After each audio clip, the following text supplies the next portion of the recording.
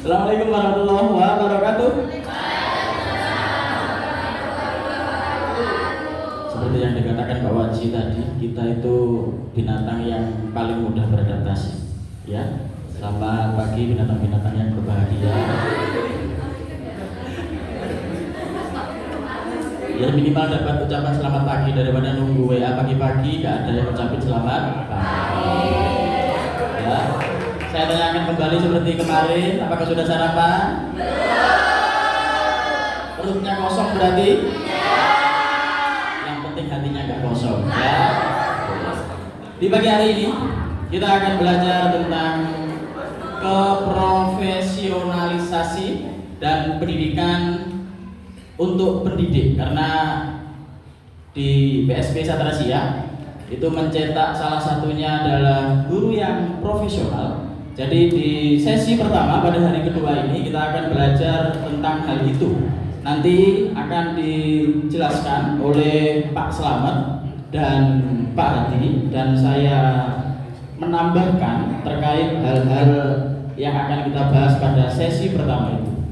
Jadi disiapkan catatannya, bukan hanya di foto, bukan hanya diketik di HP. Memang sekarang semuanya teknologi, tapi kalau secara penelitian atau mungkin sudah ada yang pernah mendengar wawancaranya Kik Endi dengan Prof Stella bahwa lebih lama mengendap di otak kita kalau kita menulis menggunakan tangan daripada kita mengetik, entah itu di HP ataupun di laptop kita. Sebelum saya serahkan kepada Pak Slamet, Dinda, Nuril dan ini bisa bergeser ke sana biar nggak numpuk di sini. Yang Putri, Pinasti juga bergeser, Nelly ke sana.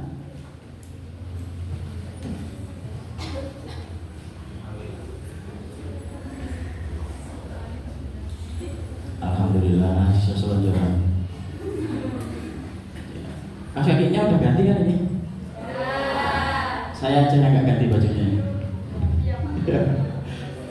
Oke, selanjutnya saya persilakan kepada Pak Slamet untuk memberikan materi pada sesi pertama ini. Kepada Pak Slamet saya persilakan. Monggo.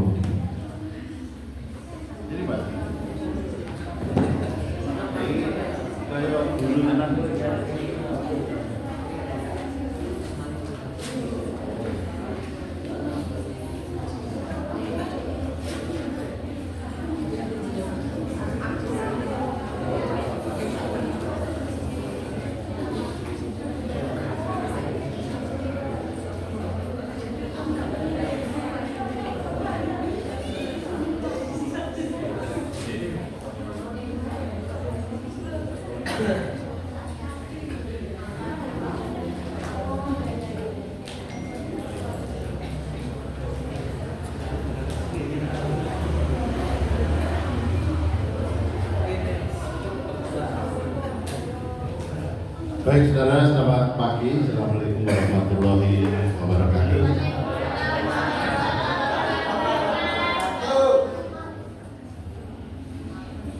Kalau Pak Halim katanya sejak kemarin belum ganti, ya saya sudah 3 hari belum ganti baju.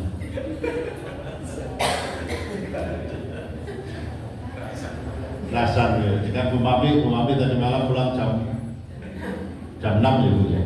Saya sejak kemarin pagi belum pulang. Jadi, baiklah saudara sekalian, pada pagi hari ini kita akan bicara soal yang berkaitan dengan profesionalisme guru ya. Target saya adalah etika dan profesionalisme guru itu dalam rangka membangun identitas kita sebagai calon pendidik yang diharapkan nanti berkarakter. Saudara-saudara sekalian, sebutan kita dulu sebagai guru, tidak tahu kemarin Pak Wajib sekarang masih berlaku, bahwa kita ini adalah pahlawan tanpa tanda jasa. Kasihan ya pahlawan tanpa tanda jasa.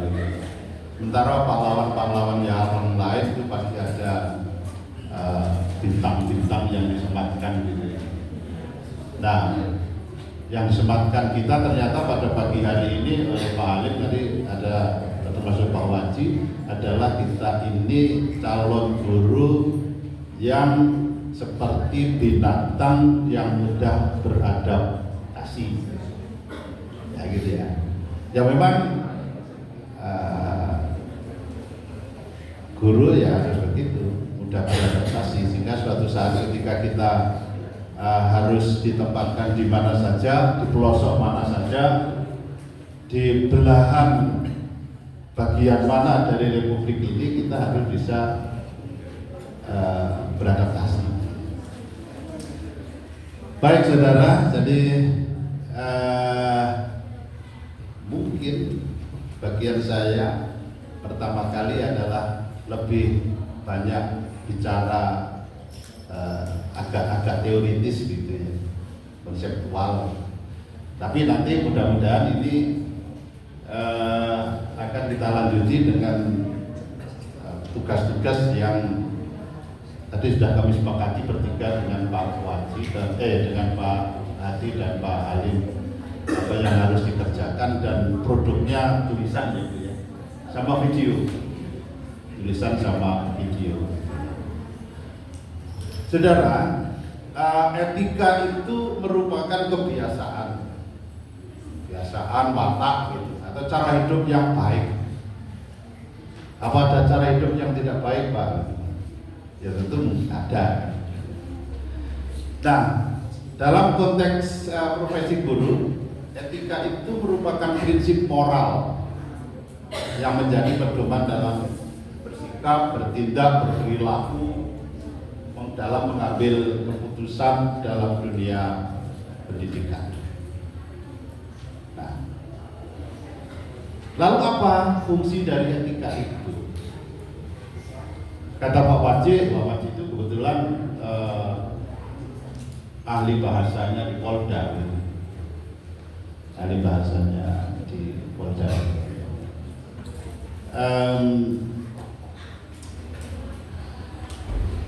Pada aspek hukum, gitu ya, etika itu justru yang harus dicapai di samping harus hanya berpijak pada pasal-pasal gitu ya.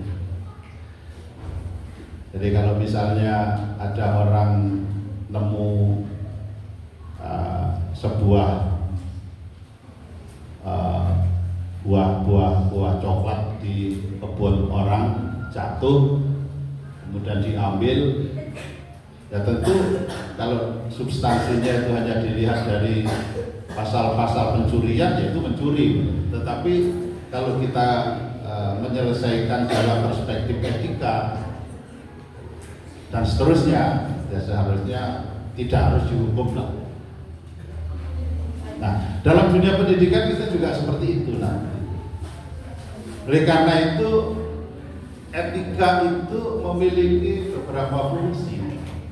Pertama, menjaga martabat dan kehormatan guru sebagai profesi. Nah, kalau tadi saya katakan selama ini kita disebut sebagai pahlawan tanpa tanda jasa, tetapi pasca reformasi pekerjaan guru itu sudah diakui sebagai sebuah pekerjaan profesional. Bagaimana lainnya pekerjaan-pekerjaan lain seperti akuntan, dokter.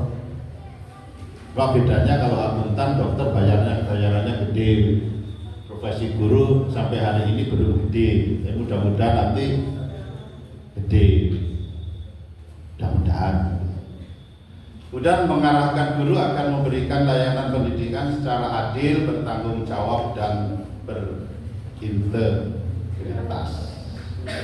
Yaitu yang paling utama adalah ini. Dengan etika itu kita dituntun di dalam melaksanakan tugas kependidikan ini agar perbuatan kita itu adil, bertanggung jawab, dan berintegritas. Apa artinya berintegritas itu? Antara yang kita pikirkan, kita rasakan, kita ucapkan, kita lakukan itu selaras. Ya. sehingga tidak ada sebutan esuk tempe sore dele. Kalau esuk dele sore tempe jadi namanya. Itu prosedurnya begitu. Tapi kalau pagi itu tempe, kemudian sore jadi dele, nah ini namanya mencela mencre. Guru diharapkan tidak seperti itu. Kita diharapkan punya integritas, punya konsistensi di dalam berpikir, berperasaan, berucap, dan bertindak. Jika bahasanya itu kalau iyo ora, jangan dek aku mencintai kamu, kamulah satu-satunya yang aku cintai, dan kalau tetap coba mas baleni maneh. Ternyata yang seterusnya gitu. Bentar, bukan bulan. Halo Mbak Andi. Mbak.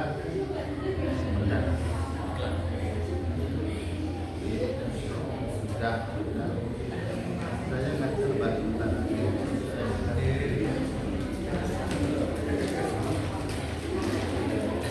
Oke. Kemudian menjadi standar akuntabilitas bagi perilaku guru di lingkungan sekolah maupun masyarakat. Jadi akuntabilitas guru itu nanti akan bisa dilihat dari bagaimana etika profesi itu dilaksanakan atau dipakai sebagai pedoman di dalam melaksanakan kegiatan pendidikan, yaitu mengajar dan mendidik. Kemudian bagaimana etika dan profesionalisme itu? Etika dan profesionalisme itu adalah sebuah keseimbangan yang wajib kita pegang. Jadi etika dan profesionalisme itu sesuatu keseimbangan yang wajib kita pegang. Kita tidak hanya memegang etika saja dengan mengabaikan profesionalismenya, atau sebaliknya profesionalisme dengan mengabaikan etika. Nah, kalau tadi saya analogikan dengan perbuatan hakim, apakah hakim itu hanya berpegang pada pasal-pasal yang dituntutkan oleh jaksa dengan mengabaikan etika, atau mengedepankan etika dengan mengabaikan pasal-pasal? Dua itu harus seimbang. Ya. Jadi profesionalisme itu merupakan dimensi hard skill guru. Hard skill guru, ya, yang meliputi penguasaan ilmu, metodologi, dan regulasi. Jadi kalau kita dalam melaksanakan tugas pembelajaran secara profesional, ya kita harus menguasai ilmunya. Kita mau mengajarkan dasar-dasar fonologi misalnya, maka ilmu tentang itu ya betul-betul harus kita kuasai. Metodologi pengajarannya juga harus kita kuasai. Regulasinya juga harus kita kuasai secara profesional, sistematis, runtut, dan seterusnya. Tetapi di sisi lain, ketika kita melaksanakan tugas itu, kita harus memegang prinsip etika. Nah, etika kalau profesionalisme itu ada pada dimensi hard skill, maka etika itu ada pada dimensi soft skill, software-nya. Profesionalisme itu fisik, komputernya ini, kemudian etikanya itu software-nya, aplikasinya. Nah, dengan demikian profesional itu dimensinya adalah apa yang bisa dilakukan. Sementara etika itu yang berupa tadi integritas, kejujuran, tanggung jawab, itu adalah bagaimana guru menjalankan tugasnya itu. Apakah kita ketika melakukan fungsi mengajar atau fungsi mendidik itu benar-benar kita lakukan dengan prinsip-prinsip integritas, prinsip-prinsip kejujuran, prinsip-prinsip keadilan, prinsip-prinsip tanggung jawab dan seterusnya. Nah itu maka tadi saya katakan bahwa antara etika dan profesionalisme itu merupakan suatu keseimbangan yang wajib kita pegang. Itu ya. Lalu apa lagi? Lalu guru yang profesional itu yang bagaimana? Guru yang profesional itu yang bagaimana? Satu, tentu menguasai kompetensi. Ada 4 kompetensi. Kompetensi pedagogik. Jadi metodologi pembelajaran itu yang nanti Pak Waji, Pak Halim. Jadi bagaimana strategi pembelajaran yang berkaitan dengan bagaimananya gitu ya. Kemudian dengan alat apa pembelajaran itu dilaksanakan dan bagaimana mengevaluasinya gitu. Itu bagian dari aspek pedagogiknya. Kemudian ada kompetensi akademiknya gitu. Jadi penguasaan terhadap bidang ilmunya, kemudian ada kompetensi kepribadiannya, kompetensi sosialnya dan seterusnya. Kemudian kedua ada komitmen pada tugas ya. Jadi tugas guru itu tugas utamanya mengajar dan mendidik. Dan maka sebagai profesionalisme maka kita harus komitmen dengan tugas itu. Dengan 2 tugas utama itu mengajar dan mendidik. Jangan mengajar tok, mendidiknya tidak. Gitu ya. Dalam era teknologi yang maju seperti ini bahkan tugas mengajar itu bisa-bisa digantikan dengan AI ya Pak Waji ya. Jadi kita akan kalau tugas mengajar itu pada prinsipnya adalah transfer pengetahuan. Nah, transfer pengetahuan itu bisa digantikan dengan AI. Dengan banyaknya aplikasi-aplikasi AI yang bisa kita pakai sekarang ini, ada Gemini, ada ChatGPT, ada Cici, ya, ada juga Cici gitu ya. Mbak, daripada nganggur-nganggur itu tebak-tebakan dengan si Mbak Cici ini mengasihkan gitu. Tebak-tebakan dengan Mbak Cici. Kemudian ada kemampuan reflektif. Ya sama tadi yang dilakukan oleh Pak Waji dan Bu Mami jam 7 tadi itu adalah refleksi pada kegiatan kemarin. Sampai cuma sayangnya ketika Pak Waji menanyakan apa yang sampai sore kemarin kegiatan workshop ini yang paling menyenangkan gitu. Sayangnya kok tidak. Sayangnya semua mengatakan tidak ada yang menyenangkan Pak. Tadi saya teledor ke Pak Waji, waduh berarti Pak Waji sama Bu Mapi ini kena pasal perbuatan tidak menyenangkan gitu ya. Ya. Tapi saya yakin sesuatu yang tidak menyenangkan itu ketika dihayati, dinikmati, akhirnya juga menyenangkan. Tidak menyenangkan itu biasanya adalah pada mulanya gitu. Pada mulanya tidak menyenangkan, tapi nanti akhirnya akan membahagiakan. Jadi itu. Jadi ada setiap akhir pembelajaran, setiap akhir tugas mengajar mendidik itu kita harus terbiasa dengan melakukan kegiatan refleksi, kegiatan mawas diri. Ya. Apakah yang saya lakukan tadi benar-benar sudah sampai pada tujuan?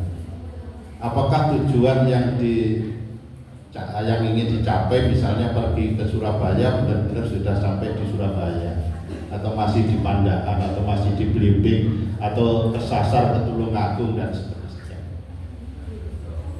Nah, apakah siswa-siswa saya tadi seperti, makanya Pak Wajib juga harus menanyakan apakah menyenangkan atau tidak gitu. Karena kurikulum sekarang apalagi dengan full itu, happy full, apa lagi ya? Joyful. Nah, pokoknya semua serba full lah. Yang full gitu. Nah, tanpa kegiatan refleksi ini, maka yang full tadi hanya kalau sebatas asumsi, saya asumsikan semua siswa saya full, kehadirannya full, perasaan senangnya full, kenikmatannya full. Nah, tapi itu harus dipertanyakan secara refleksi. Nah, gitu. Kemudian menjunjung kode etik profesi. Sebagai sebuah pekerjaan yang masuk pada kategori profesionalisme, tentu kita harus menjunjung kode etik. Nah, biasanya kode etik ini dirumuskan dan diwadahi dalam organisasi ini. Ada PGRI, apalagi Pak sekarang? IGI ya? Korpri, ada IGI juga. Tapi yang penting bukan yang satu ya, yang betul.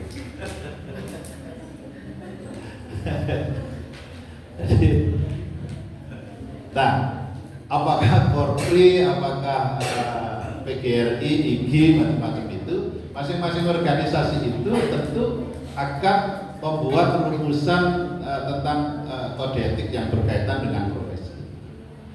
Dan itu yang mengikat kita.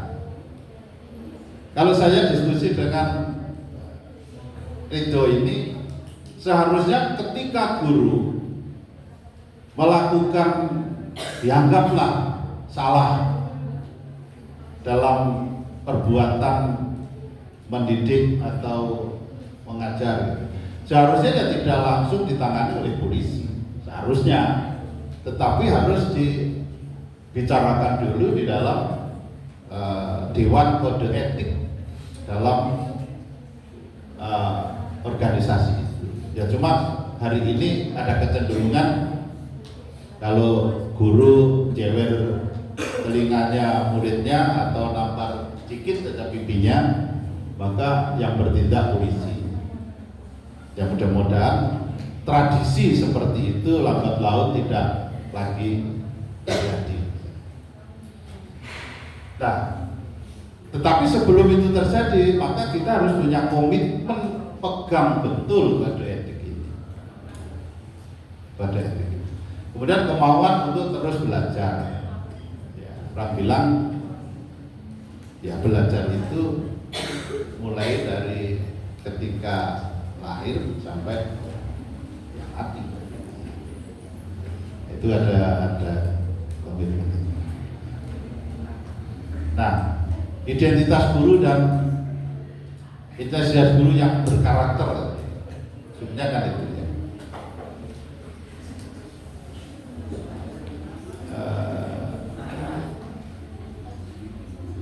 Karakter guru itu, ya, karakter guru itu yang tadi sudah saya singgung di depan, itu memiliki beberapa aspek yang harus kita perhatikan. Yang pertama tadi yang sudah saya singgung tadi adalah bahwa guru itu harus berintegritas, integritas. Ya, berintegritas. Itu ciri sifat ya, karakter itu, sifat ciri guru itu punya integritas. Apakah orang yang berintegritas itu harus guru? Ya enggak, semua orang apapun profesinya ya harus biasanya nuntut integritas itu. Itulah sebabnya maka di beberapa lembaga itu sampai ada apa namanya fakta integritas. Kalau orang itu apa namanya soal integritas itu sudah ditancapkan di jiwanya, maka sebenarnya fakta integritas itu tidak perlu fakta integritas itu ditulis dalam sebuah pernyataan yang harus ditandatangani, karena integritas itu memang harus tertanam di dalam jiwa seseorang, sehingga ketika orang tidak melakukan itu maka nggak penak, makanya gitu. Sama sebagai seorang beragama yang muslim misalnya gitu ya, contohkan yang muslim, kalau dia sudah berintegritas terhadap keyakinannya itu, misalnya orang sebelum sholat itu nggak enak, apalagi sampai nggak sholat misalnya itu nggak enak. Nah itu artinya sudah langsung tanpa harus ada pernyataan tertulis, misalnya seperti itu. Nah guru juga begitu. Kalau jam 7 harus sudah mengajar, kok jam 7 belum sampai sekolah, seharusnya nggak enak. Seharusnya nggak enak. Kemudian empati dan kepedulian. Guru harus mampu memahami kebutuhan emosional dan kondisi sosial peserta didik. Sikap empatik ini meningkatkan hubungan positif. Jadi kita paham bahwa anak-anak didik yang kita jadikan subjek dalam pembelajaran dan pendidikan ini punya background masing-masing, punya latar belakang masing-masing, yang tidak bisa kita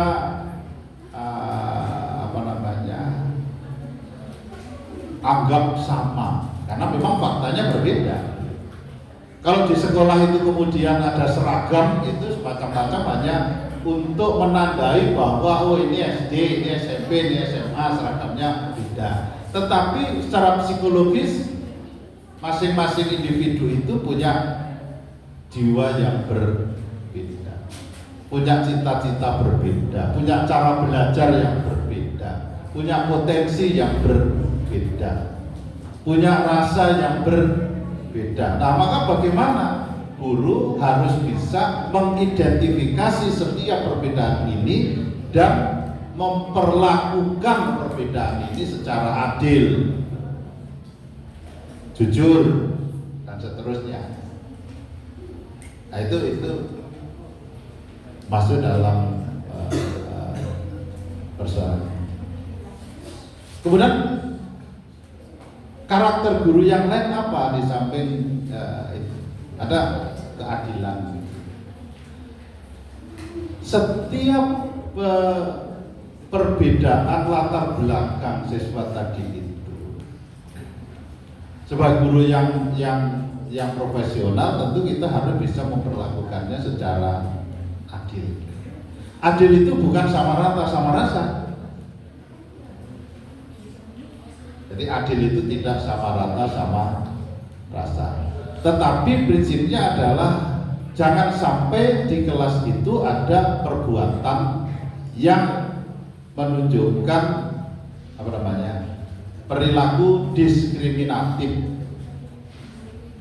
Misalnya saya punya mahasiswa cantik 1 atau 2 dari sekian ini, kemudian 1 atau 2 itu saja yang saya perhatikan. Saya beri pertanyaan, saya beri pujian, saya beri dan seterusnya. Yang lainnya saya abaikan. Maka perilaku saya ini tidak menunjukkan bahwa saya itu berperilaku secara profesional adil. Saya tidak adil. Apalagi ketika saya melakukan misalnya evaluasi, sehingga ketika saya melakukan koreksi, saya dipengaruhi oleh gaung.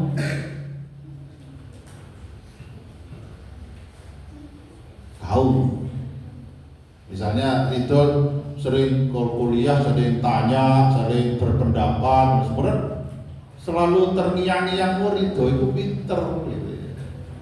Sehingga ketika saya koreksi tugas-tugasnya, hasil evaluasinya, tanpa saya lihat Ridho itu pinter, langsung saya kasih 100. Nah, ini perilaku yang tidak profesional karena tidak adil.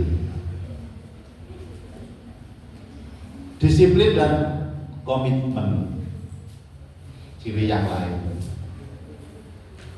Ya, disiplin itu tentu menyangkut banyak hal. Kalau tugas guru itu dimulai dari merencanakan pembelajaran sampai melakukan evaluasi pembelajaran, maka ya itu urutan-urutan itu, syarat-syarat itu ya harus kita lakukan. Buat RPP dulu ya sebagai persiapannya, menyiapkan RPP-nya dulu karena itu fondasinya, menyiapkan alat dan bahannya, medianya apa, bahannya apa, sumbernya mana, apa, memilih pendekatannya, pendekatan sudah ketemu, nanti yang cocok untuk tujuan ini, metodenya apa, strateginya bagaimana, tekniknya seperti apa, evaluasinya menggunakan alat apa, bagaimana nilainya, kisi-kisinya seperti apa,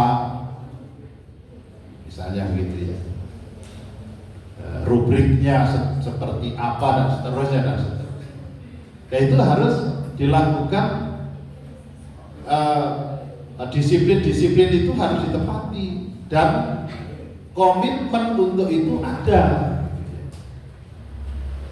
komitmen untuk melakukan semua itu.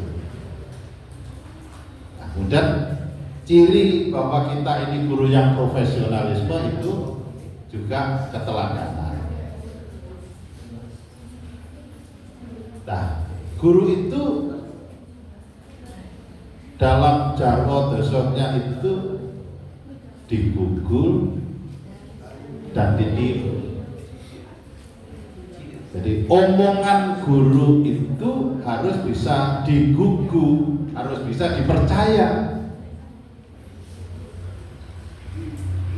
Bagaimana agar guru itu ucapan guru itu bisa dipercaya? Maka orang Jawa mengatakan sabdo pandito ratu tan kena wolawali. Bisa tidak? Ya, tidak. Iya, tidak. Jangan miar-miur seperti air di atas daun talas, guling sana, guling sini misalnya. Ini jadi teladan. Jadi ucapannya bisa dipegang. Kemudian dijadikan ditiru. Perilaku, tutur kata, sikap guru menjadi model bagi peserta didik. Kalau di kelas, di sekolah, ucapan, tindakan, perilaku, tutur kata juga menjadi model di sekolah itu. Di masyarakat juga begitu. Ucapan, perilaku, tutur kata, tindakan guru itu di masyarakat juga harus jadi contoh, jadi figur. Di rumah juga begitu.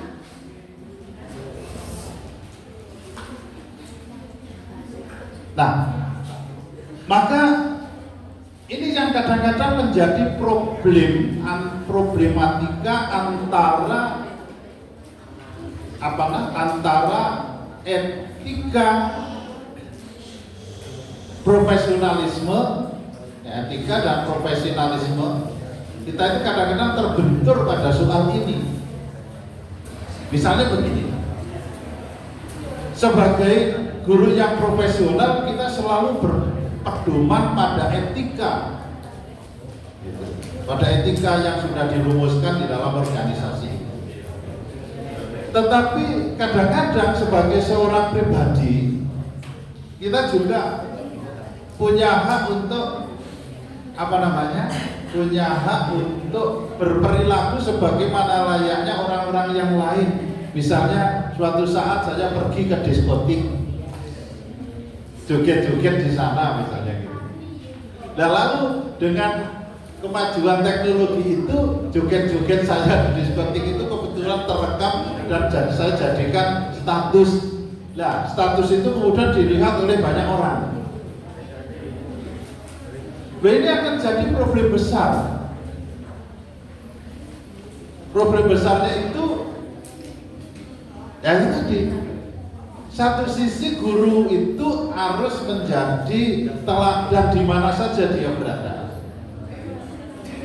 Di sekolah, di kelas, di sekolah, di masyarakat, di rumah. Tetapi sebagai seorang pribadi sebenarnya saya kan berhak juga saya mau pergi kemana melakukan apa gitu. Ya, kalau terpaksa seperti itu, ya silakan lakukan, tapi tidak usah direkam dan tidak usah diunggah ke ranah publik. Biar yang seperti itu tidak menjadi bagian dari yang diteladani oleh orang lain. Itu. Jadi yang diunggah ke ranah publik itu ya perilaku, ucapan, tindakan-tindakan yang betul-betul bisa diteladani oleh orang lain. Karena seperti selalu saya katakan bahwa guru itu ternyata tidak hanya dipandang di kelas saja, di sekolah saja, tapi di masyarakat juga, di rumah juga, sesuai dengan tripusat pendidikan ini. Bahwa pendidikan berlangsung di rumah, di masyarakat, dan di sekolah. Jadi keteladanan ini sangat penting. Kemudian bagaimana etika guru dalam hubungannya dengan profesionalisme? Misalnya hubungan guru dengan peserta didik ini berarti di kelas. Satu, menghargai martabat dan hak peserta didik. Jangan sampai tadi terjadi diskriminasi dan seterusnya. Jangan sampai, oh iya bisa, tinggal dikit. Kemudian memberikan layanan pendidikan tanpa diskriminasi. Ada menjaga kerahasiaan informasi. Jadi data-data pribadi siswa jangan sampai ya, diketahui oleh orang yang tidak berhak mengetahui. Menunjukkan keteladanan moral etika kepada siswa. Bagaimana dengan orang tua atau wali? Ya, menjalin komunikasi yang akurat, jujur, dan terbuka, bekerja sama, menghargai peran orang tua, sehingga ketika kita melakukan upaya penegakan disiplin di kelas atau disiplin di sekolah, itu pada akhirnya tidak memunculkan benturan dengan orang tua, ya, sehingga tidak terjadi pelaporan dan lain sebagainya. Kalau hubungan antara guru dan orang tua atau wali itu bagus.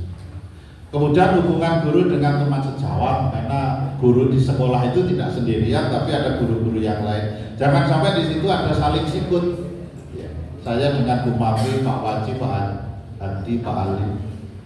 Ya, jangan sampai terjadi saling sikut. Kalau kadang-kadang ngikut, ya pokoknya sekedar ngikut gitu saja, tidak apa-apa.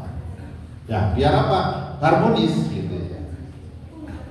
Hubungan guru dengan masyarakat dan negara itu menjadi teladan dalam kehidupan bermasyarakat dan seterusnya, ya, berkontribusi terhadap program-program sosial, pendidikan, ya, sudah mematuhi hukum, kebijakan pemerintah, dan nilai budaya dan seterusnya. Nah, bagaimana membangun etika dalam profesional guru ya?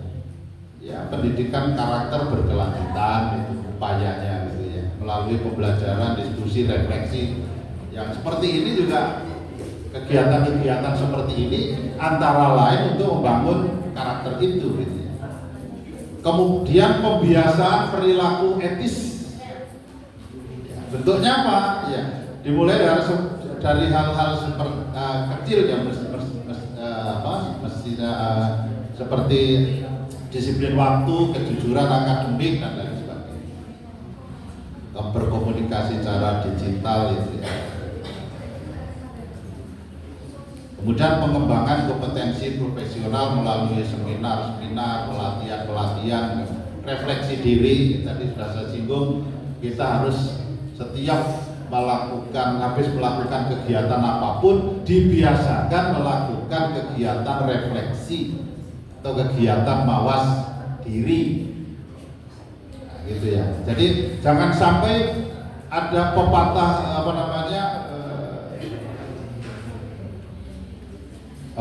kalau sesuatu yang kecil di kejauhan kelihatan tapi di depan mata yang besar dan kelihatan, itu apa istilahnya? Ya, gajah di depan mata tidak kelihatan tetapi nah itu.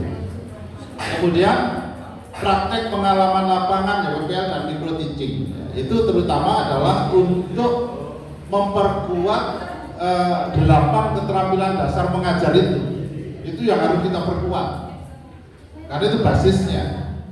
Jadi keterampilan dan 8 dan keterampilan dasar mengajar itu mulai dari kegiatan membuka, menutup pelajaran, merencanakan pembelajaran, kemudian keterampilan bertanya, mengevaluasi dan seterusnya. Nah, kemudian tantangan etika dalam profesionalisme guru. Jadi etika menggunakan media sosial dan pembelajaran online ini tantangan yang tidak mudah. Penyebaran informasi yang cepat dengan risiko misinformasi. Kadang-kadang jari jemari kita ini lebih cepat dibanding pikiran kita. Kita memberikan informasi belum masuk di sini sudah nyebar, tangan kita sudah mengirim. Kemudian perubahan karakter peserta didik di era teknologi ini yang menjadi tantangan terbaru. Anak-anak sekarang itu dipanggil itu kadang-kadang tidak mudah dengar karena pikirannya itu ke teknologinya. Tuntutan kompetensi digital, profesional guru mampu beradaptasi dengan kemampuan di era digital ini seperti apa gitu. Mau tidak mau generasi saudara itu sudah pada generasi yang serba digital, sehingga saudara jadi guru ya mau nggak mau harus menguasai. Nah, yang terakhir, jadi etika dan profesionalisme guru itu merupakan landasan dasar dalam membangun identitas calon pendidik yang berkarakter. Guru tidak hanya mengajar tetapi menjadi contoh moral dan agen transformasi sosial. Dengan menginternalisasi nilai-nilai etika, mengembangkan kompetensi profesional dan menjaga integritas, calon guru akan menjadi pendidik yang mampu mencerdaskan kehidupan bangsa dan mempertahankan martabat profesi.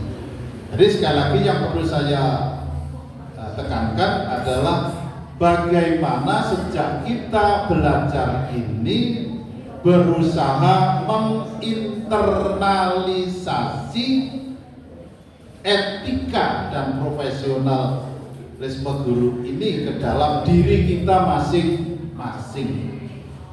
Jadi jangan hanya berhenti di dalam teori-teori, tetapi mari kita internalisasikan ke dalam kepribadian kita. Mari kita bersama-sama mulai berikrar bahwa akulah calon guru, akulah kelak akan menjadi guru yang profesional, yang memegang teguh etika profesi itu. Saya kira itu dari saya. Terima kasih. Assalamualaikum warahmatullahi wabarakatuh. Terima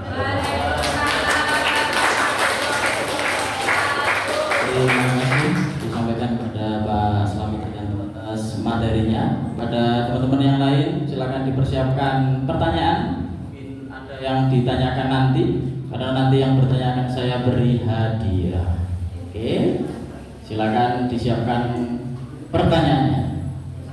Selanjutnya materi kedua, melanjutkan dari Pak Slamet yang akan disampaikan oleh Pak Hadi terkait perencanaan model dan seterusnya. Kepada Pak Hadi saya persilakan.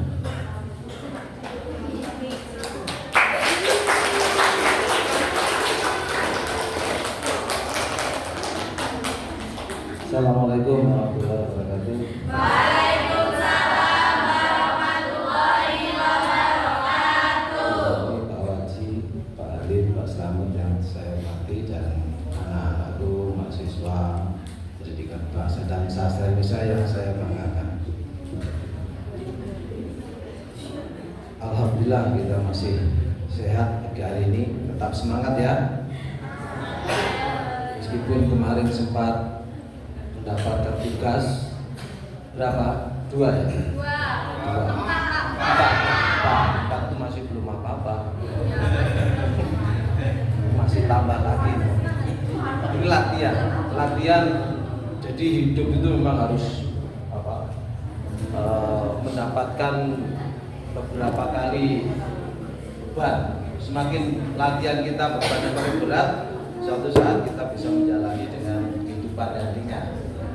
Andaikan nanti menjadi guru, saudara ingin menjadi guru yang kaya apa yang tidak kaya? Kaya. Kalau ingin menjadi guru yang kaya, harus menjadi guru yang profesional. Karena hanya guru yang profesional yang dibayar 2 kali lipat. Yang tidak profesional tidak, ya, termasuk saya. Saya baru gitu ya. Tidak lipat gitu. Ini kenapa ya? Ini. Jadi kalau usahakan nanti saudara juga bisa menjadi guru yang kaya. Supaya kaya, seperti yang disampaikan Pak Slamet tadi, harus berusaha menjadi guru profesional. Supaya profesional, jadi kemampuan pedagogi yang lain-lain harus dikuasai. Saat ini saya tidak akan menyampaikan materi seperti Pak Slamet karena sudah bosan ya.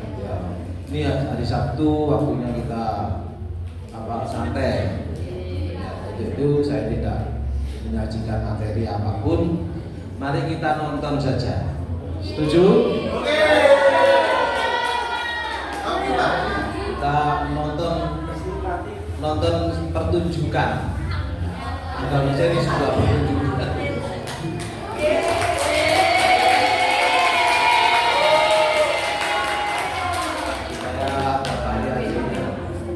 Jadi gini,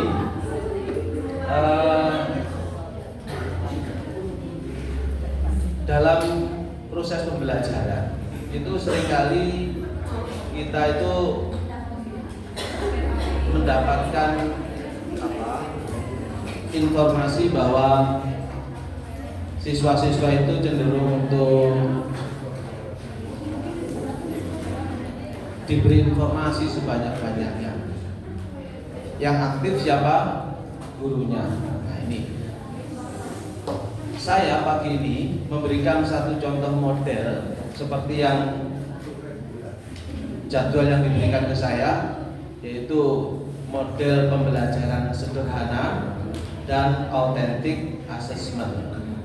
Kalau ini saya berikan kuliah, 1 semester tidak selesai, ya. Apalagi teman-teman yang baru belum mengenal strategi pembelajaran. Kalau dikenalkan satu persatu, maka menjadi susah, ya. Maka ini satu model saja, gambaran umum model pembelajaran yang sederhana itu seperti apa. Dan ini akan dicontohkan oleh kawan kita, ya, Mbak Mbak Mei.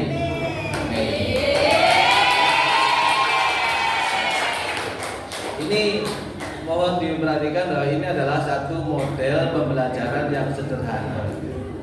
Ya, saya mencoba untuk memodifikasi dari model pembelajaran atau strategi pembelajaran to stay.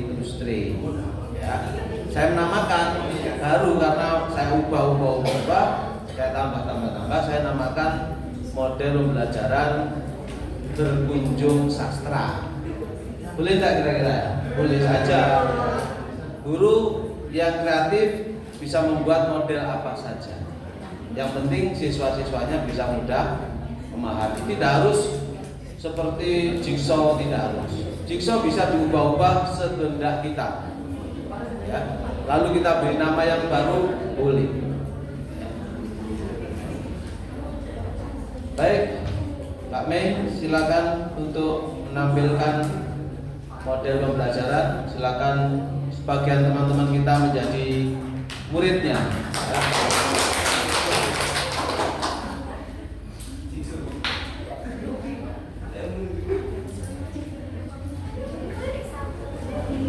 Kenalkan, ini guru baru di sekolah kita. Tidak tahu apa yang mau diajarkan. Yang jelas model pembelajarannya berkunjung sastra. Ya. Silakan.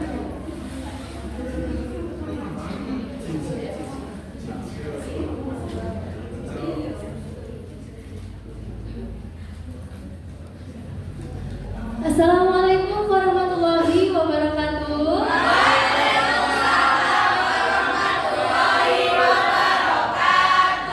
Selamat pagi anak-anak. Pagi, Bu.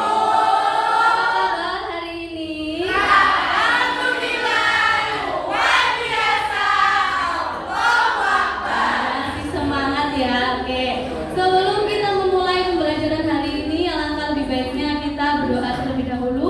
Silakan ketua kelas Mbak Dinda untuk memimpin doa. Persiapan doa menurut keyakinan dan agama masing-masing. Kita silakan. Selesai. Baik, terima kasih kepada Mbak Dinda. Sebelum itu Ibu akan melakukan absensi. Jadi yang Ibu tanyakan adalah yang tidak hadir saja, ya. Masih ingat kan nama teman-temannya ya? Ya. Siapa saja yang tidak hadir hari ini? Kemudian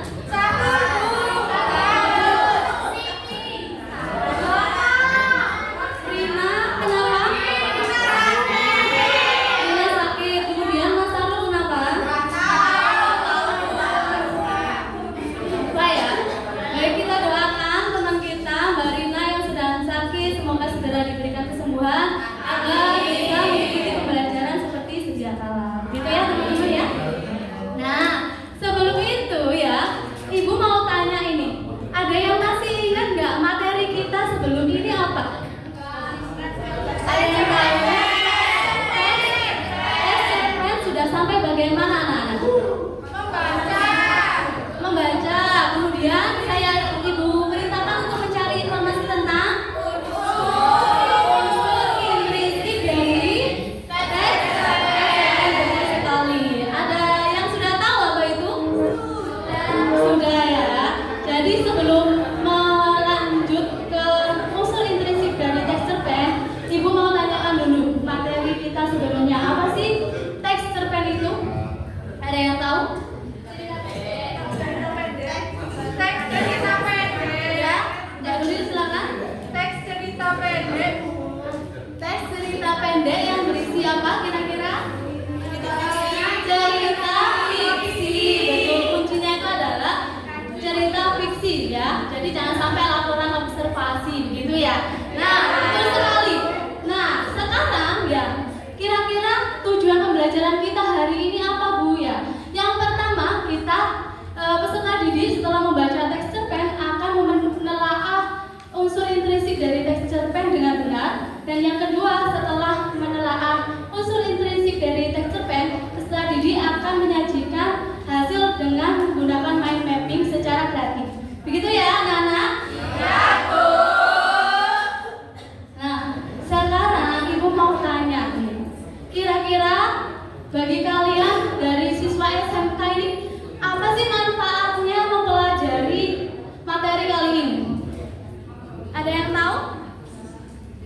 Apa ya manfaat mempelajari unsur intrinsik dari teks cerpen gitu? Menambah literasi membaca cerpen, kemudian apa lagi? Bisa menulis teks cerpen. Bisa menulis teks cerpen, kemudian sebelum itu kira-kira apa? Sebelum sampai menulis, Mengetahui tokoh-tokohnya. mengetahui tokoh-tokoh, ya betul sekali yang anak-anak bilang semuanya ya. Jadi yang pertama, manfaat mempelajari unsur intrinsik dari teks cerpen yang pertama yaitu kita memahami isi dari teks cerpen itu dengan benar ya, sesuai dengan unsur intrinsiknya. Dan yang kedua yaitu dalam membuat atau menulis teks cerpen nantinya kita itu membutuhkan unsur intrinsik, karena unsur intrinsik itu adalah unsur pembangun dari teks cerpen. Baik, jadi yang ingin Ibu tanyakan, bagaimana sih caranya membuat atau menelaah unsur intrinsik dari teks cerpen? Ada yang tahu bagaimana cara menelaah unsur intrinsik dari teks cerpen?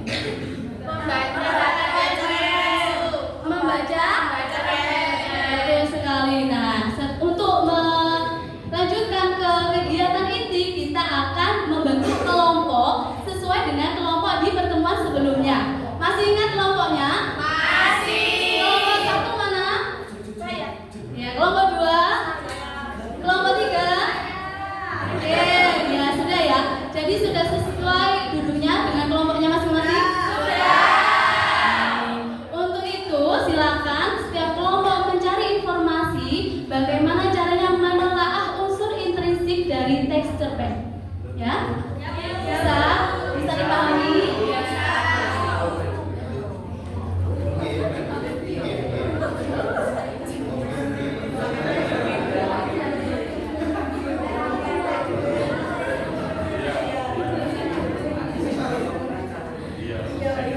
Sudah ya? Sudah. Jadi apa sih yang pertama? Bagaimana caranya? Yang pertama yakni membaca cerpen secara seksama menyeluruh, betul. Yang kedua yakni mengidentifikasi sesuai unsur intrinsiknya, betul sekali. Nah, untuk mengetahui kemampuan kalian ya, Ibu akan membagikan teks cerpen, kemudian nanti akan Ibu instruksikan apa kegiatan selanjutnya ya. Iya, Bu. Visi untuk kelompok Makasih, Bu. Makasih, Bu. Makasih, Bu. Sudah diterima semua teksnya? Sudah. Silakan membaca teks cerpen yang sudah Ibu bagikan dengan kelompoknya, kemudian kita akan menelaah unsur intrinsik dari teks cerpen di media kertas yang sudah Ibu bagikan ini ya.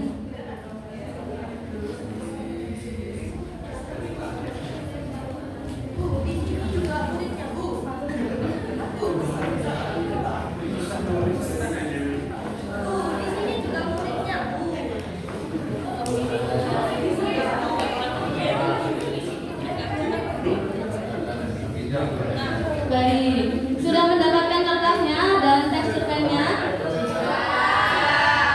Silakan anak-anak bersama kelompoknya mendiskusikan bagaimana cara menelaah unsur intrinsik teks cerpen yang sudah Ibu bagikan ya. Dan yang kedua yakni menyajikan hasil telaahan tadi unsur intrinsik dalam bentuk mind mapping atau peta konsep.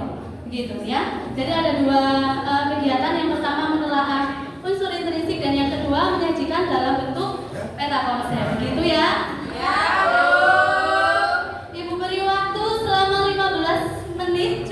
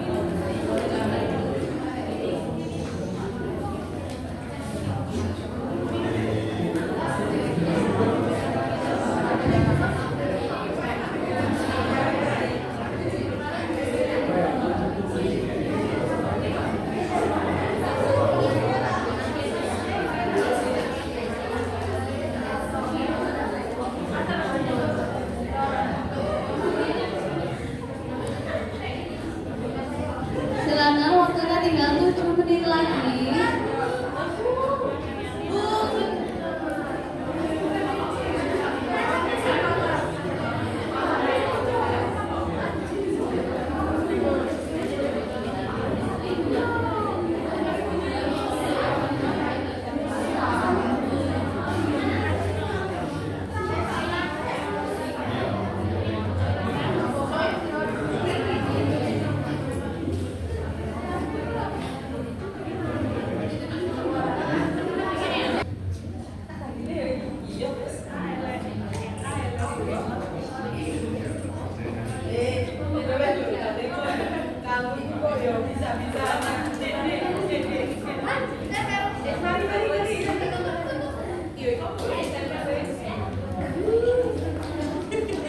Silakan, untuk kelompok yang lain di sini boleh.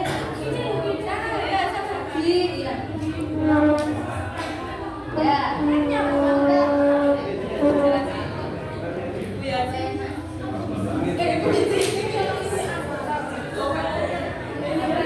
Untuk kelompok 1 sudah? Ibu, nanti kelompok 1 ditempel di belakang situ ya? Iya, kan namanya galeri walk. Ya, ini solusinya Mbak Nuril.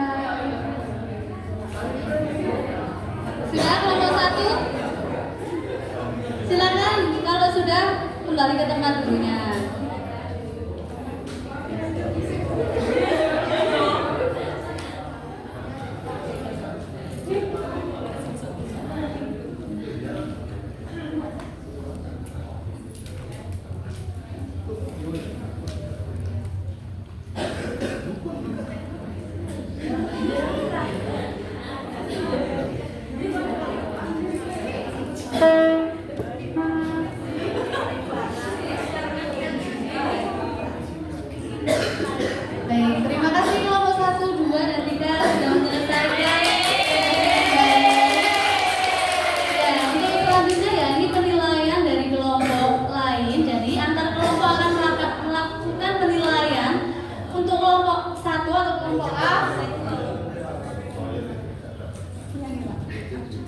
Baik, untuk selanjutnya yakni penilaian oleh kelompok, dan teman-teman kelompok 1 akan berkunjung ke kelompok 2. Begitupun seterusnya, kelompok 2 akan berkunjung ke kelompok 3. Nah, itu nanti akan berjalan sampai semua kelompok mendapatkan kunjungan dari kelompok lain, gitu ya.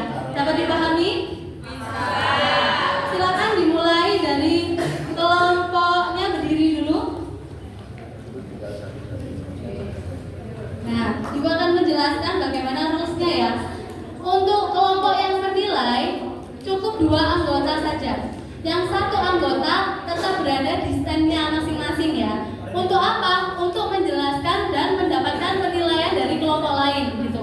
Jadi yang keliling hanya 2 anak saja, oke? Baik, silakan dimulai. Ditentukan siapa yang akan menjaga standnya masing-masing. Ya, silakan berkunjung ke kelompok lain dari sekarang. Yang jaga dulu silakan menentukan posisinya. Silakan.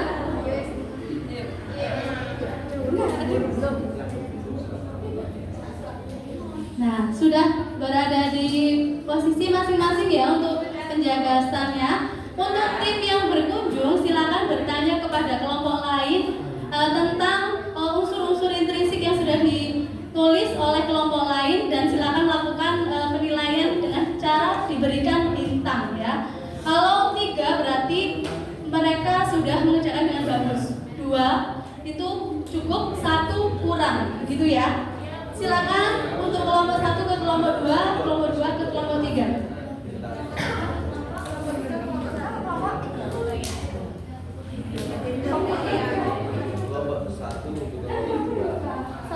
Kelompok 1 kunjungan ke kelompok 2, kelompok 2 kunjungan ke kelompok 3, kelompok 3 kunjungan ke kelompok 1 ke kelompok 1.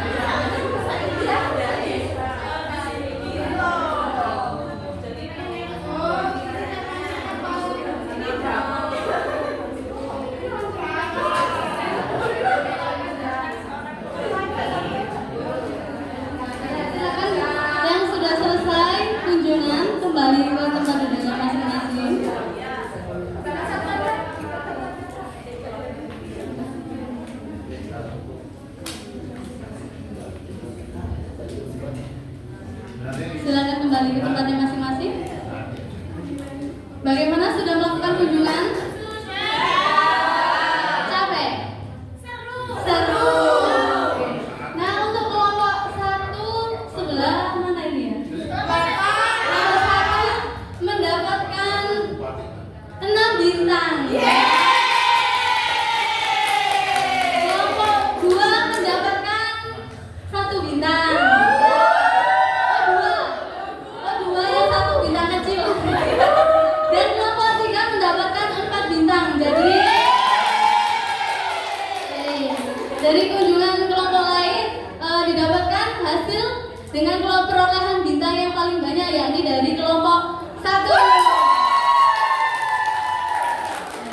Oke, nanti yang hadiahnya bisa mengambil di Bumi setelah ini ya, setelah pembelajaran ya. Yang lain tetap mendapatkan juga ya. Nah, anak-anak bagaimana pembelajaran hari ini, seru? Seru. Kira-kira apa sih kita tadi mempelajari tentang apa? Unsur intrinsik. Ada apa saja? Tema, tokoh, karakter, alur, Kalau ditanya kelompok 1 temanya apa, masih ingat? temanya acara Konflik antara tekanan sosial. Betul sekali. Kalau kelompok 2 temanya apa? Status sosial. Status sosial dan Martabat. martabat. Ya, betul sekali. Sudah tepat. Kelompok 3 temanya tadi apa? Kemiskinan, tekanan hidup, dan ketahanan. Ya, karena tadi tokohnya menceritakan tentang tekanan hidup dan karena mengalami kemiskinan. Betul sekali. Kalau untuk alurnya bagaimana kelompok 3? Alurnya maju. Alur maju, betul sekali. Kelompok 2? Alur maju. Alur maju juga. Ya, kelompok 1? Maju. Maju. Tapi ada kilas baliknya. Ya, kilas baliknya itu untuk menceritakan awal mula kenapa ayahnya itu tidak menyukai listrik yang menyala gitu ya. Betul sekali. Nah, anak-anak, bagaimana pembelajaran hari ini?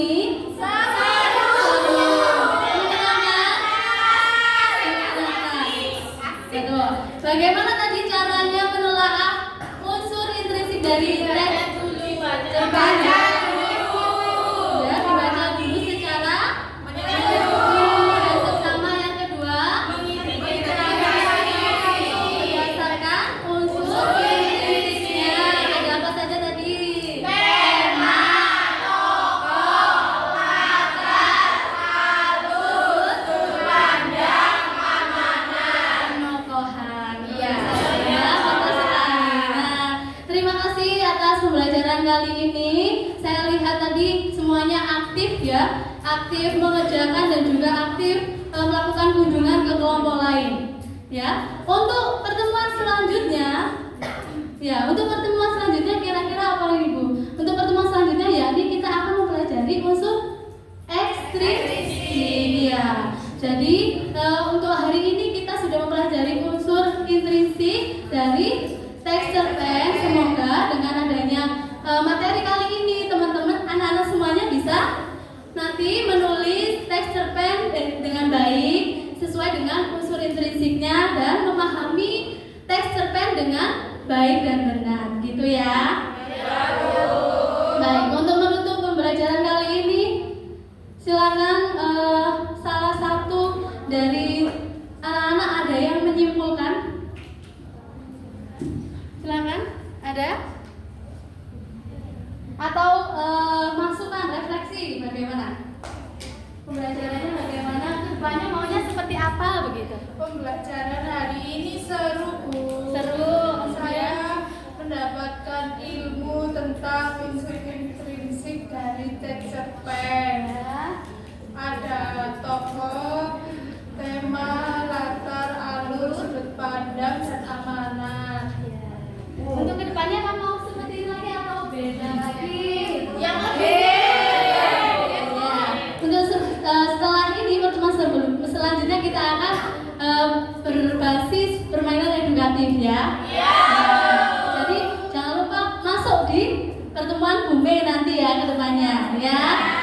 Baik, terima kasih atas perhatiannya anak-anakku semuanya. Mohon maaf apabila dalam menyampaikan ada kekurangan dan kesalahan. Saya akhiri, wassalamualaikum warahmatullahi wabarakatuh.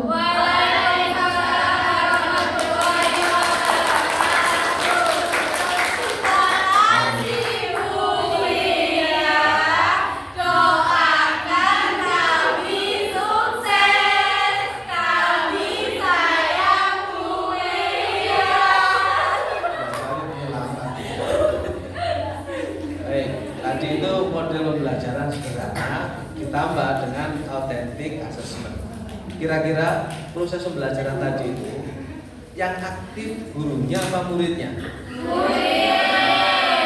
Guru berperan sebagai apa ini? Fasilitasi saja. Sedangkan yang aktif mulai awal kegiatan, jadi mulai membaca, yang baca cerpen, menganalisis, sampai menjelaskan ini semua adalah ditangani oleh siswa. Jadi anak-anak bisa mendapatkan pembelajaran yang mendalam dari hasil membaca sendiri. Tidak dijelaskan oleh guru. Guru tidak perlu menjelaskan anak-anak tema cerpen 1 itu adalah ini dan sebagainya, tidak. Tapi anak bisa mengeksplor sendiri, menemukan sendiri tema itu, tema cerpen yang dibacanya itu apa. Ya. Sedangkan kelompok lain meskipun tidak baca secara langsung cerpen itu, tapi dari analisis temannya dia mendapatkan informasi tentang tema cerpen kedua apa, tema cerpen ketiga apa. Ini sekaligus 3 cerpen. Kalau diajarkan satu cerpen diterangkan oleh guru mungkin hanya mendapatkan 1 cerpen. Tapi kalau diajarkan model tadi langsung 3 cerpen. Apakah ada medianya? Apa yang digunakan oleh guru tadi? Menggunakan media apa? Kertas apa? Kertas manila sebagai media pembelajaran. Nah, nanti itu media ini bagiannya Pak Ali. Artinya dari model belajar itu guru juga sudah menggunakan media. Apakah ada authentic assessment-nya? Apa? Tanda bintang-bintang itu yang diberikan oleh teman-temannya tadi itu juga menjadi bagian dari authentic assessment. Guru bisa memberikan penilaian tentang aktivitas setiap anak ketika proses pembelajaran. Ya. Ini namanya authentic assessment. Ya. Guru tentunya punya catatan kelompok siapa yang paling bagus dalam melakukan analisis. Ya. Kelompok 1, mengapa kelompok 1? Karena mendapatkan bintang paling banyak dari teman-temannya. Tentunya juga nanti tinggal menambah analisis dari gurunya yang akan memberikan apresiasi lebih lanjut. Nah, pertanyaan saya sekarang, apakah di lapangan, di SMK, di SMP, di SMA, pembelajaran bahasa Indonesia itu sudah dilakukan seperti ini? Kita tidak tahu, belum menjawab belum ya. Nah, untuk bisa mengetahui, kita harus tanya dulu ke gurunya. Untuk itu, saudara-saudara, tadi masih ingat ya langkah-langkahnya tadi ya? Apa langkah-langkahnya? Pertama, guru memberikan cerpen pada anak, suruh baca, suruh menganalisis, memberikan media, anak perlu menilai dan seterusnya. Ya, ketika berkunjung sambil memberikan tanda bintang sampai terakhir refleksi. Nah, untuk saudara-saudara yang hanya menonton, termasuk tadi juga pemain-pemainnya, untuk menguji apakah pembelajaran bahasa Indonesia di SMP, SMK, SMA itu sudah berpusat pada siswa atau masih berpusat pada guru, ini harus dicek dulu dengan cara melakukan wawancara. Silakan nanti mencari informasi dari guru boleh, dari siswa boleh. Sebetulnya bagaimana proses pembelajaran yang ada di lapangan. Hasilnya silakan ditulis, dikomentari dalam bentuk artikel, dijadikan sebuah artikel. Jangan lupa ketika wawancara direkam, ya, direkam. Ini nanti jangan lupa tadi yang ditanyakan apa, mulai menggunakan strategi apa, bagaimana langkah-langkahnya, termasuk apakah juga menggunakan media apa belum. Media yang digunakan, media apa saja di lapangan itu. Ketika proses pembelajaran, apakah ada pelanggaran etika guru apa tidak? Jangan lupa. Misalnya kalau ada anak yang nakal di kelas, apakah yang dilakukan oleh guru saat itu? Ya. Apakah dikeluarkan? Apakah dihukum atau diberi sanksi yang lain? Nah, jika guru memberikan sebuah sanksi, hukuman seperti itu, bagaimana menurut penjelasan Pak Slamet etika guru tadi? Ya, itu dikaitkan jadi satu dalam sebuah artikel. Kira jelas? Oke. Mungkin Mbak Lin menambahkan tentang media. Saya sudah cukup ya. Strategi sudah cukup. Tinggal Pak Alim menambahkan media. Terima kasih, kurang lebihnya saya mohon maaf yang sebesar-besarnya. Terutama saya terima kasih kepada para pemain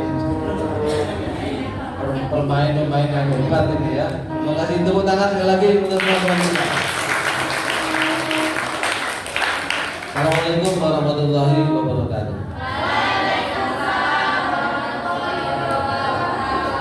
Terima kasih disampaikan kepada Pak Hadi. Beri tepuk tangan sekali lagi buat beliau. Sebelum kita lanjut, tadi sudah saya sampaikan di awal, silakan dipersiapkan pertanyaannya karena nanti ada door prize tadi ya. Sebelum dilanjut, mari kita berdiri dulu semuanya, perenggangan biar gak gegere dong kayak gimana kan sikile sembeku, sembujung, tahiyat awal, tahiyat akhir. Silakan berdiri, dilemaskan semuanya.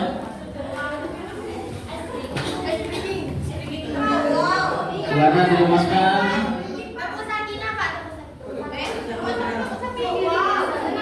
Sudah, coba dipinggamnya begini, diongkek ini. Waduh enak ya, ya Allah.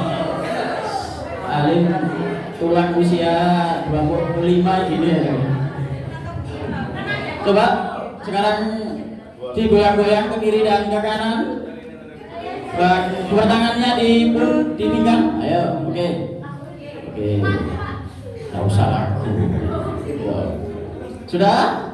Sudah. Sekarang saya ingin kalian menuliskan sesuatu. Ya, saya punya pensil ajaib. Saya punya pensil ajaib. Saya ambil dari saku. Saya taruh di lututmu. Dicepit. Ini nah, semuanya saya anggap sudah saya berikan pensil ajaib semua. Ayo dijepit. Silakan. Dijepit begini. Saya ingin kita semua menulis kata satrasia per huruf ya. Oke, per huruf. Huruf S gimana? Oke. Kita mulai, siap? Huruf yang pertama, tangan tetap di pinggang kiri kanan, oke? Jangan lupa dijepit, pulpennya jatuh. Pulpennya jatuh. Ambil. Huruf yang pertama S. A kecil. T kecil. R kecil. A besar. A besar. Siap. Ayo, mana siap ya? S. Nah, ini yang paling seru. I ada titiknya, A kecil.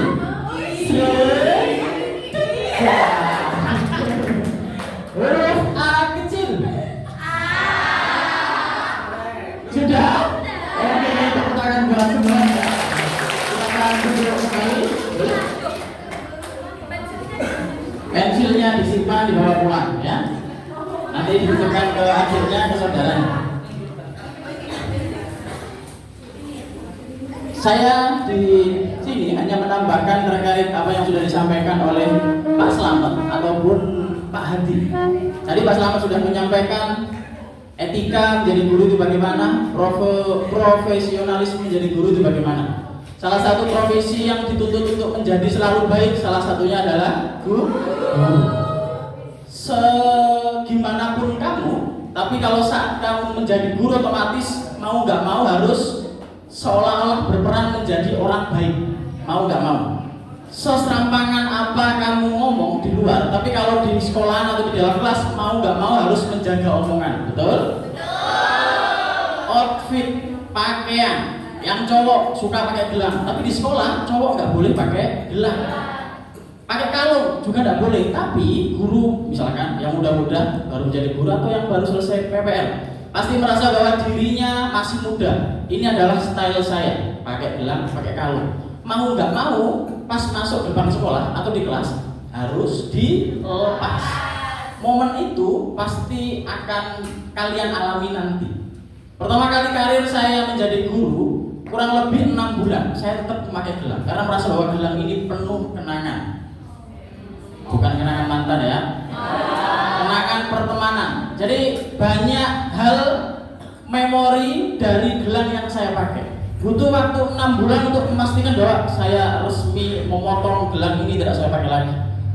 Tapi agar murid saya tidak mengetahui bahwa saya memakai gelang, otomatis saat di sekolah saya selalu pakai lengan panjang. Hanya ketahuan beberapa siswa kalau saat sholat duhur saja.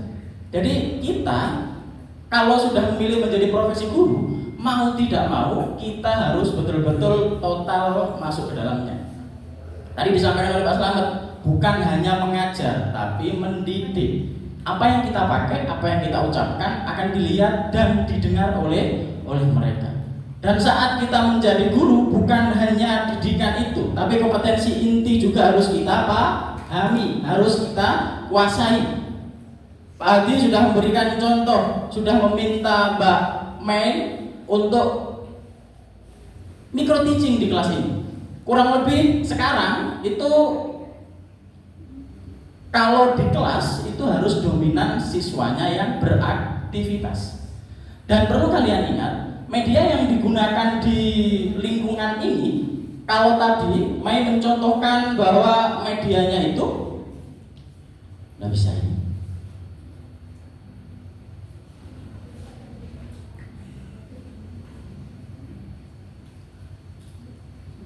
Medianya ini menggunakan kertas. Kita menggunakan LCD. Media apa saja yang bisa kita pakai? Macam-macam sekali. Banyak hal di sekeliling kita, banyak yang bisa kita gunakan. Kalau ada seorang guru yang misalkan mengeluh bahwa sekolahnya itu kurang, itu berarti bukan guru sejati. Meskipun memang betul semuanya itu butuh biaya, tapi kalau benar-benar guru sejati pastinya bisa mencarikan solusi bahwa di lingkungannya itu semuanya bisa menjadi media. Dan media konteks sekarang yang saya jelaskan adalah terkait di lingkungan sekitar dan budaya. Apakah itu bisa dijadikan sebuah media pembelajaran? Jelas bisa. Kita kaya akan budaya, kita kaya akan bahasa, kita kaya akan profesi-profesi kegiatan-kegiatan yang tidak kita sangka itu menjadi hype sekarang. 3 tahun yang lalu kita nggak kenal bandengan. Tahun ini atau tahun kemarin saya sampai pernah dikirimi list bandengan di area setiap hari itu ada. Di 1 bulan itu ada 200 sekian pagelaran atau pertunjukan bandengan. Kita merasa bahwa itu dulu apa sih? Sound horror. Yang kita dulu menganggap bahwa itu apa sih? Sekarang menjadi primadona. Apakah itu termasuk atau bisa dikategorikan menjadi budaya? Bisa. Kalau kita tahu bahwa kita masukkan ke dalam materi apa, tentunya kita semua hal bisa kita masukkan. Dari media itu tujuannya saya bagi menjadi 5. Mulai dari yang pertama adalah tentunya pembelajaran untuk kehidupan nyata, kemudian kepedulian pelestarian, motivasi belajar yang asli atau otentik, dan literasi, pengamatan, kreativitas dan komunikasi. Kita di sini semuanya pasti pandai mengamati. Kalian pasti paham, temanmu yang di kelas, siapa yang kalau masuk kelas kuliah bawa minum?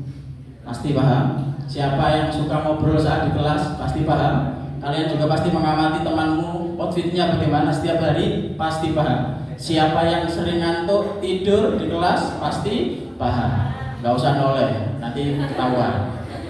Ya, pasti. Saya yakin kalian adalah para pengamat handal. Temanmu yang awalnya baik-baik saja, kemudian kalian kaitkan, oh kayaknya seperti ini dia. Padahal itu hanya potongan-potongan informasi saja. Itu adalah pengamatan. Di sini siapa yang jomblo? Saya. Temanmu yang jomblo itu juga bisa diamati. Kenapa dia bisa jadi jomblo? Kenapa? Ya? Kenapa dia bisa jomblo sampai sekarang? Ya, jomblo sampai sekarang itu bisa disingkat Jombang, jomblo sampai sekarang. Harus diteliti, harus diamati. Kenapa dia bisa jomblo sampai sekarang? Mungkin dia Cilacap, cinta lama belum terucap. Ya, bisa juga karena hal lain. Cek lagi, set, ternyata dia Kediri, ketikung teman sendiri. Astagfirullah. Karena dia jomblo seperti itu,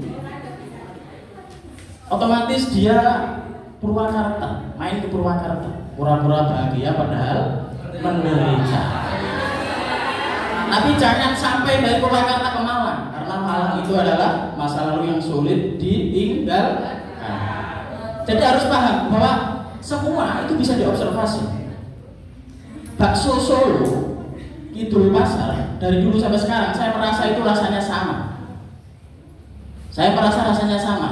Mereka tidak ditulis saja resepnya, tidak dipublikasikan seperti akademik seperti kita, tapi mereka melakukan uji itu, melakukan kegiatan yaitu pengamatan, kemudian uji dan menggunakan teknik-teknik penelitian. Kalian memiliki kompetensi itu. Observasi yang kalian lakukan bisa banyak hal kalau kalian peka. Saya pernah menyampaikan di kelas, mungkin ada yang sudah pernah. Coba siapa yang tahu dari rumah atau dari kosan ke sini ada kendaraan berapa yang warnanya merah? Kan begitu. Tidak ada yang tahu. Tapi saat saya kasih tahu minggu depan kalau kuliah saat berangkat dari rumah dari kosan, hitung kendaraan merah ada berapa jumlahnya. Satu kendaraan merah saya beri uang 100.000. Saya yakin langsung dari keluar rumah pakai sepatu itu nggak lihat sepatunya, lihat jalan luar. Karena berharap satu mobil, satu kendaraan 100.000. Fokusnya langsung tertuju. Kalau kalian fokus, kalau kalian mengobservasi, mengamati dengan sungguh-sungguh dan maksimal, otomatis indera kita itu akan benar-benar tertuju ke sana. Istilahnya begini, kamu penasaran dengan temanmu atau penasaran dengan crushnya temanmu, krus-krus dia begitu ya. Kalian pasti mengulik dia seutuhnya, sing ditek pun didelok. Nah itu adalah keseriusan dalam mengamati. Setiap tugas yang dilakukan, yang diberikan oleh Pak Waji mulai dari kemarin itu adalah salah satunya adalah pengamatan. Kalau kalian serius, otomatis kalian akan fokus kepada tujuannya. Dan dalam media itu bisa dibagi menjadi 3. Kalau konteksnya adalah budaya dan lingkungan sekitar. Yang pertama adalah apa? Yang A? Fisik, yang terlihat secara fisik. Yang kedua apa? Sosial, kondisi sosialnya. Kumpulan profesi itu juga termasuk ke dalam lingkungan sosial. Yang terakhir?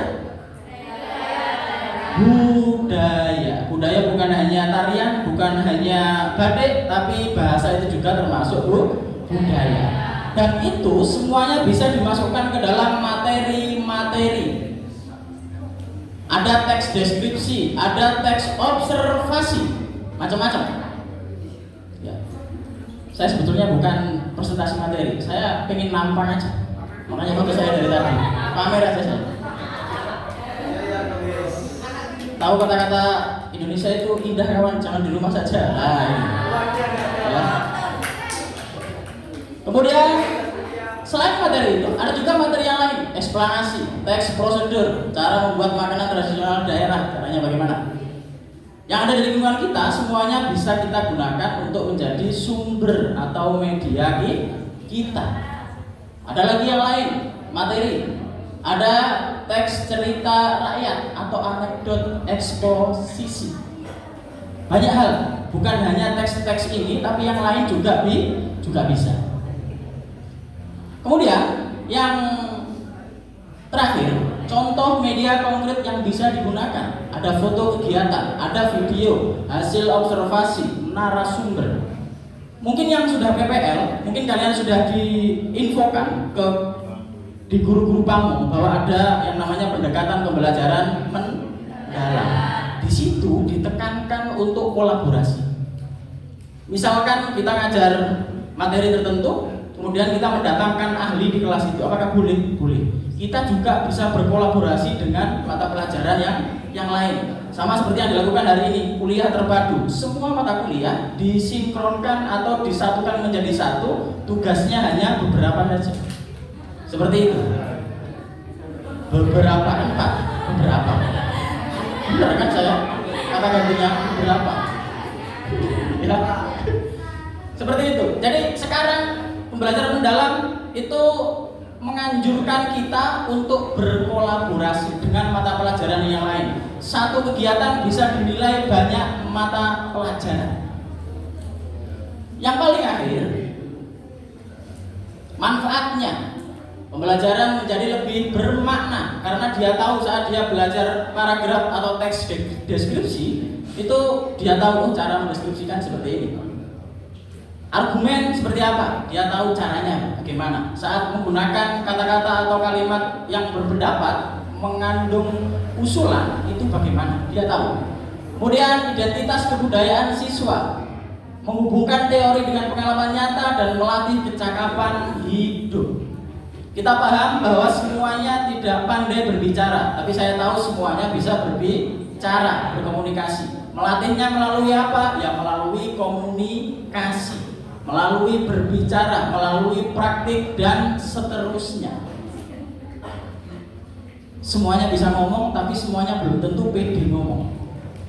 Saat di tempat duduk bisa ngomong, saat berdiri di sini belum tentu.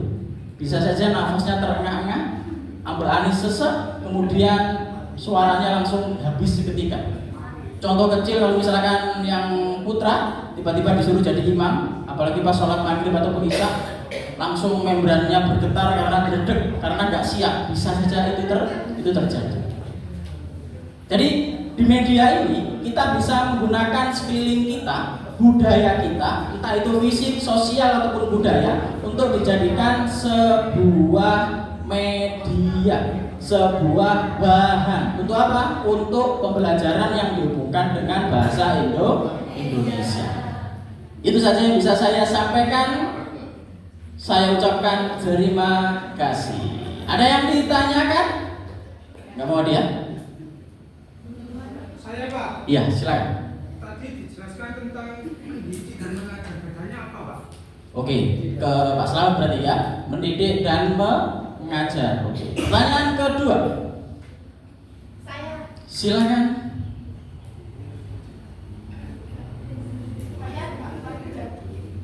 Langsung pertanyaannya saja. Gak usah latar belakang. Langsung pertanyaannya. Kemarin saya itu mendengar ada statement guru adalah guru agama, tetapi guru agama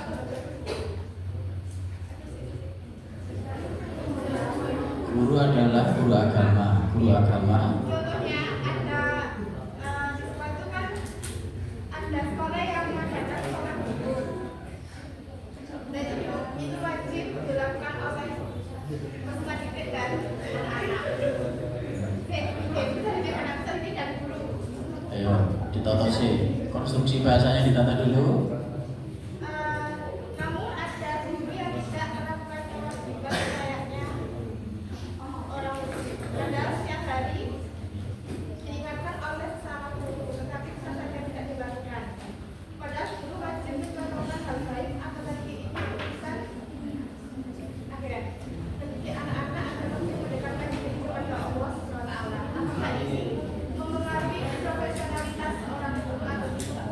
Itu yang dimaksud itu, yang bersangkutan itu guru agama apa guru umum?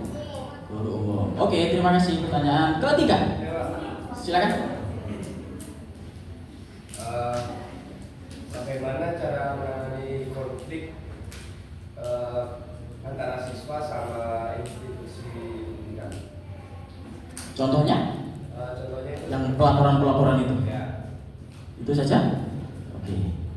Terima kasih atas 3 pertanyaannya. Pak Slamet mungkin lebih dahulu terkait mendidik dan mengajar dan kasus guru yang tidak memberikan contoh.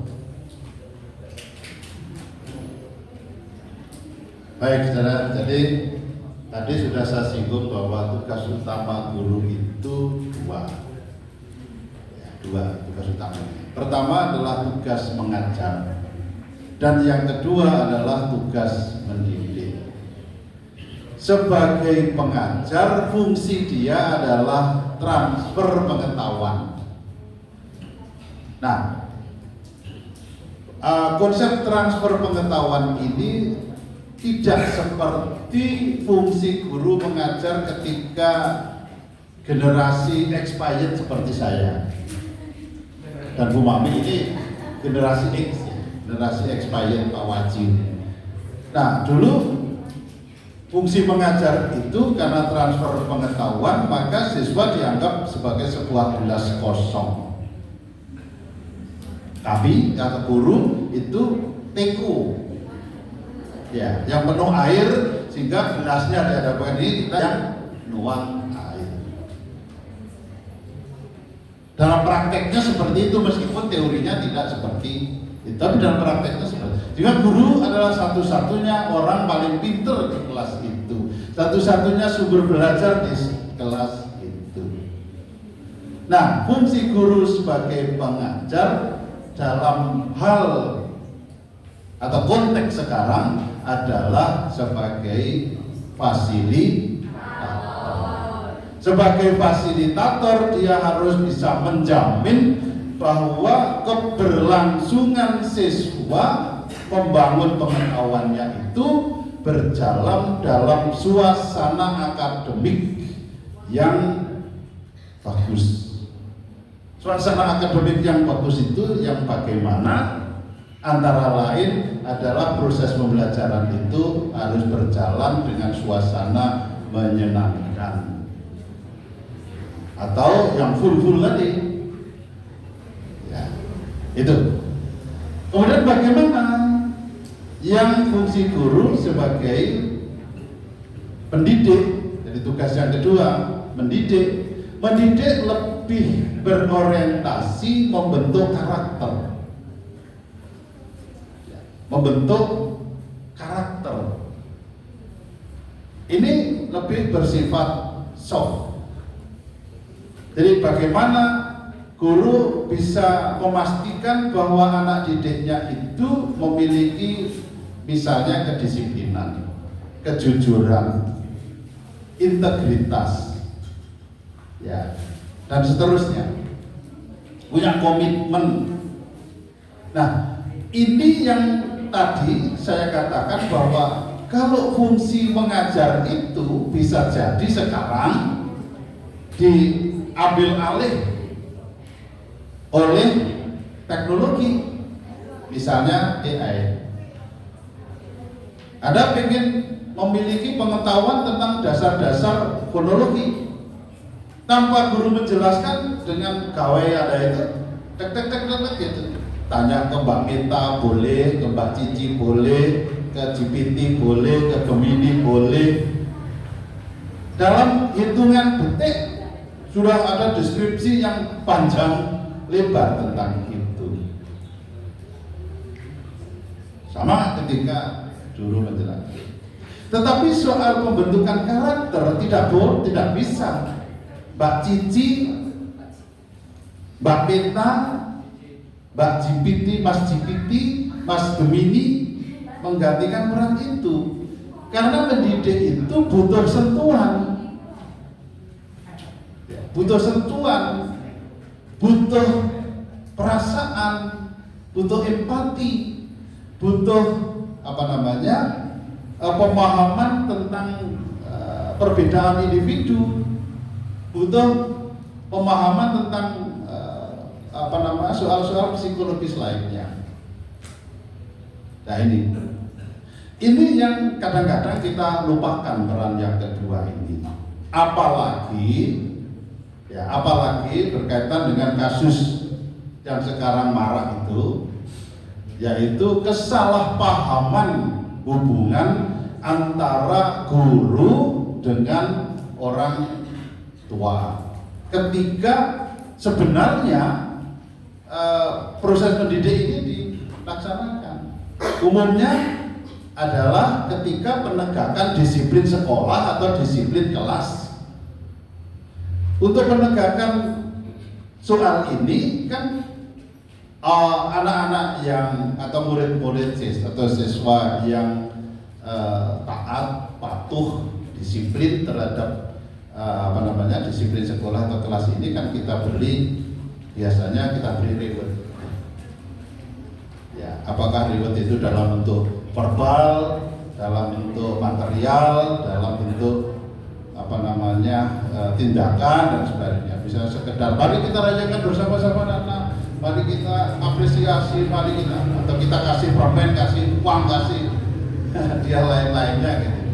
Tetapi sebaliknya yang melanggar disiplin kelas kan harus diberi punishment. Zaman generasi saya itu punishmentnya lebih cenderung ke fisik. Dilempar kapur, dipukul penggaris, dijadikan kuntul di depan kelas, berdiri begini, ngerjakan tugas-tugas tambah, macam-macam lah. Nah, sekarang ini dalam konteks seperti itu sering terjadi salah paham. Ketika contoh yang baru terjadi kan yang di Jawa Barat itu, ibu kepala sekolah ingin menegakkan aturan bahwa di lingkungan sekolah itu kawasan bebas rokok, maka ketika muridnya merokok ditegur dan sedikit diberi tamparan di pipinya. Saya yakin ibu kepala sekolah menampar ini bukan untuk menyakiti, tetapi ini bentuk kasih sayang agar dia memiliki karakter. Tetapi apa yang terjadi?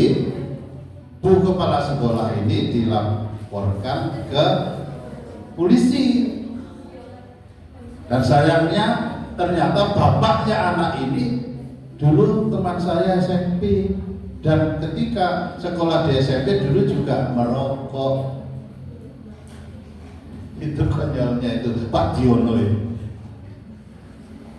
Dan sekarang nah itu ya, jadi bedanya antara fungsi guru mengajar dengan fungsi mendidik. Jadi mengajar itu lebih berorientasi kepada bagaimana kita guru membantu siswa dalam membangun pengetahuan gitu ya. Tetapi mendidik itu adalah upaya guru untuk membentuk karakter jadi siswa. Itu. Apalagi Pak? Sudah? Oke, monggo. Terima kasih Pak Selamat, beri tepuk tangan buat beliau. Sudah terserah ya, mengajar, mendidik itu bagaimana. Kemudian kasus yang terjadi kan tidak mungkin kita tiba-tiba meneng-meneng masuk kelas, masuk gerbang, ngapok karet, nggak mungkin. Pasti ada alasannya. Kalau fisik, dan jangan lupa juga kalau misalnya lepas kendali juga. Ya kalau bisa tidak sampai mencederai atau memberikan bekas. Kalau separah-parahnya ya sudah jurnal. Misalkan, kalau misalkan enggak, misalkan kita sabar, bisa melatih kesabaran kita ya sudah. Tapi memang kita tahu bahwa kalau di satu sekolah, satu lembaga itu tidak ada yang ditakuti, ya otomatis cenderung skarpe dewi. Itu ya. Yang bertanya silakan ke depan, ke sini dulu. Saya beri hadiah. Ayo, yang bertanya maju ke sini biar terekam video ini, beri hadiahnya. Kalau saya berikan ke situ kan enggak terekam. Oke. Dapat coklat. Oke. Jangan di sini. Yang terakhir aja. Kerudung putih kado. Pertanyaan pertama, terima kasih. Terima kasih Pak. Terima kasih. Ini coklat terakhir. Ingat jangan terlalu bahagia dikasih coklat. Berbahagialah saat dikasih perangkat alat sholat. Terima kasih buat semuanya. Semoga bermanfaat. Saya akhiri. Wassalamualaikum warahmatullahi wabarakatuh.